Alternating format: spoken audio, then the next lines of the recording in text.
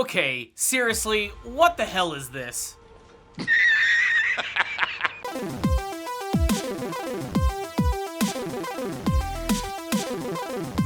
Powerful Nerdcast assemble! Stay dandy, baby.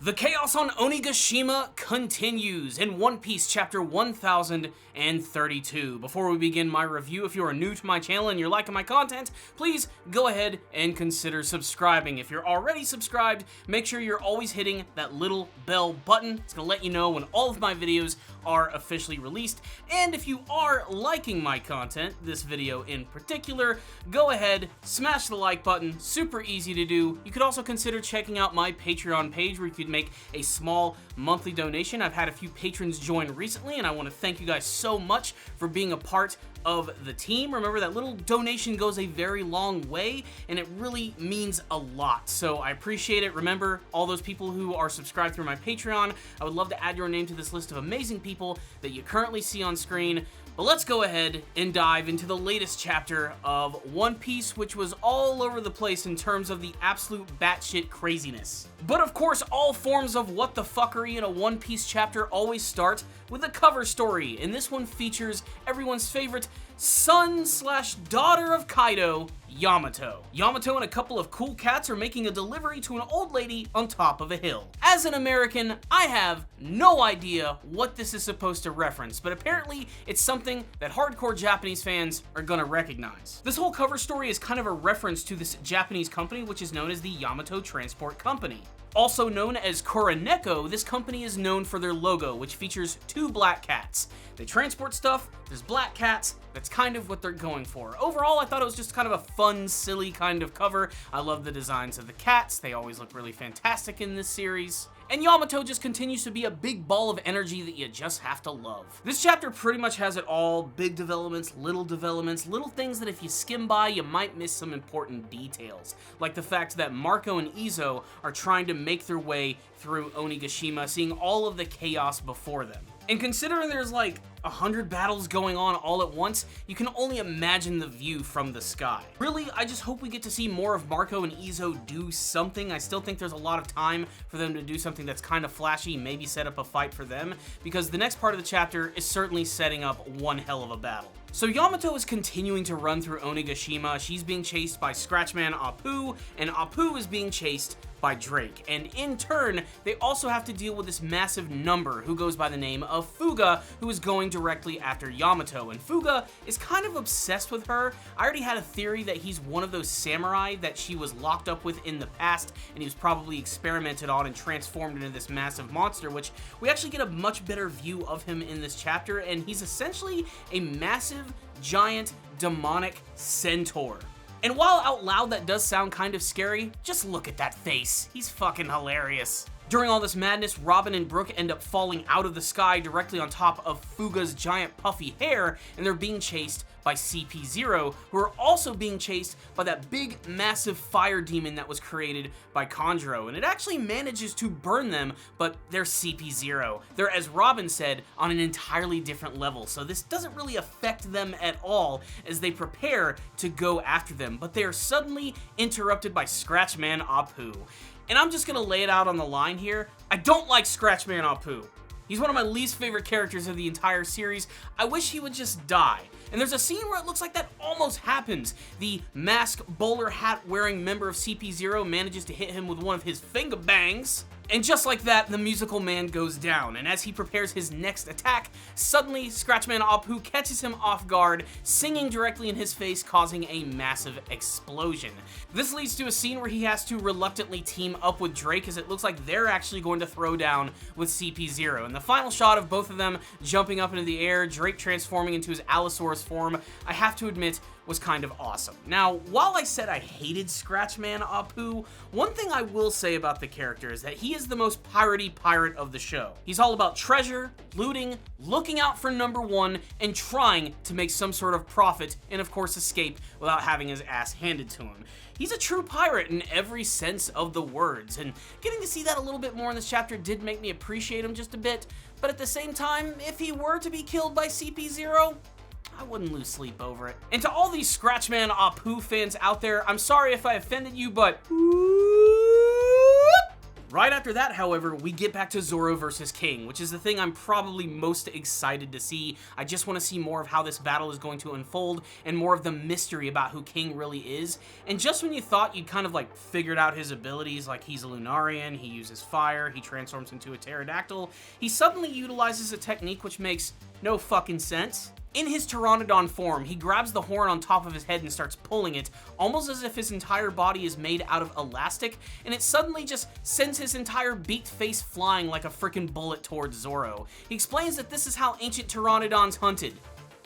That's news to me! It's the type of absurdity that you could only get away with in the One Piece series, and the overall image of it is just nightmare-inducing. However, this also gives Zoro an excuse to attack him as he's desperately trying to figure out the secrets and weaknesses of King, knowing that he can utilize fire and fly around and utilize a massive sword. This is going to be Zoro's arguably toughest battle that we've seen in the time skip portion of One Piece, as he has no idea what the deal is with this guy. Fire? Does he have giant's blood? Is he some sort of weird dragon man? He has no idea what he's going to do, and he's continuously pushed back by all of King's attacks. Even when he goes back to his normal form, utilizing his massive sword, he manages to continually push Zoro away. That is until suddenly his sword Enma starts reacting to his body yet again, sucking all of his haki away and emaciating his arm. And while all of this is going on, suddenly you start to hear a shamisen playing, which is that really cool Japanese instrument. You know what I'm talking about.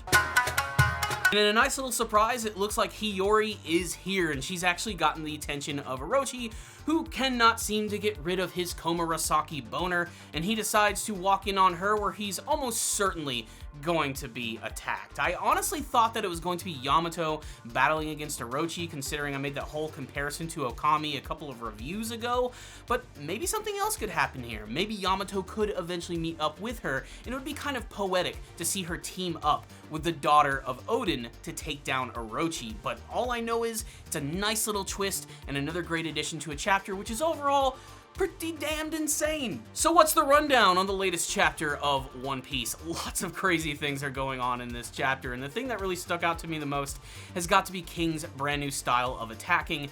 I just don't think anybody could have predicted that the dude was gonna suddenly go all Beetlejuice on frickin' Zoro, just grabbing his head and transforming it into something else to attack him.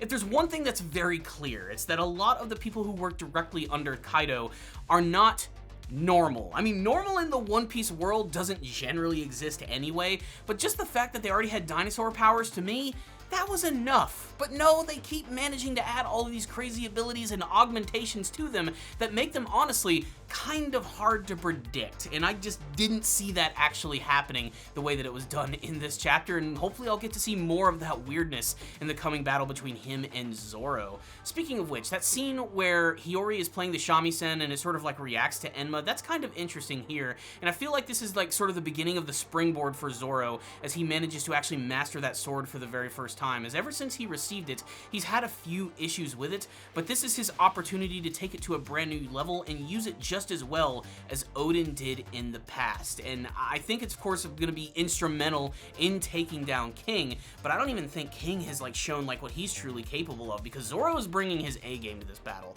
There's no doubt about it, and King is just ripping through everything. So yeah, I loved all of that stuff in this chapter, probably my favorite stuff, although I am very interested to learn a little bit more of Yamato's relationship to the numbers, in particular Fuga. I'm still holding firm that they are the samurai that she was locked up with and they were experimented on, and she might even be able to sway them to join their side, which would give them a massive advantage in taking down Kaido's entire operation, as well as potentially stopping Onigashima from going, you know, boom, over the entire frickin' flower capital. I think that's actually going to be pretty cool. It's also kind of awesome that we're finally seeing CP0 in action, and very much like King, I don't think they've sort of displayed what their trump card is. I think they're kind of holding back just a little bit, and I don't know if even Drake or Scratchman Apu are going to be able to do anything. I just don't think it's going to happen. And again, I give Apu a hard time, but he was really stupid just monologuing in this chapter when he was taking pictures of CP0, claiming that he's going to sell them to Morgans. By saying that out loud, he was practically just asking to be killed by these guys. Luckily, Drake is there, and every time he goes into his Allosaurus form, it's always really awesome to see. I don't know what it is. If you can't tell,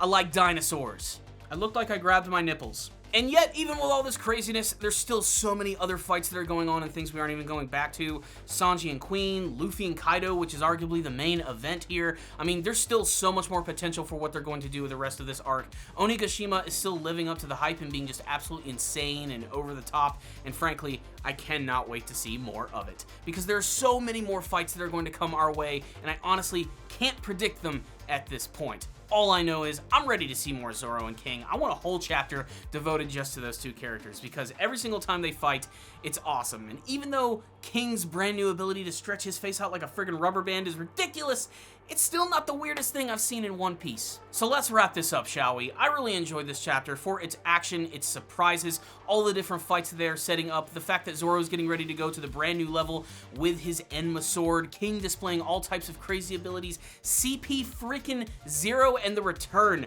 of Hiyori, who's going to get some poetic justice revenge against Orochi. There's a lot to love about this chapter, a lot of really cool details. Artwork-wise, it also just looked really awesome. Just the overall scale of Onigashima still manages to be pretty freaking incredible. I loved this chapter. I'm going to give it a 4 out of 5. It's not a perfect chapter in my opinion. There's just some stuff in here that's just a little weird for my taste, but still it managed to be incredibly entertaining overall. But really, I'd love to get your thoughts all about this one. You guys can sound off in the comment section below, telling me what you thought about the latest chapter of the series, what you liked about this chapter, what you're hoping is going to be happening next with Zoro and the Enma sword, Hiyori getting her potential revenge against Orochi, what's going to happen in the battle against CP0. What do you guys want to see? Let's talk all about it. Comment section below. Thank you guys so much for watching this video. I'll see you all next time, and as always, stay damn, baby.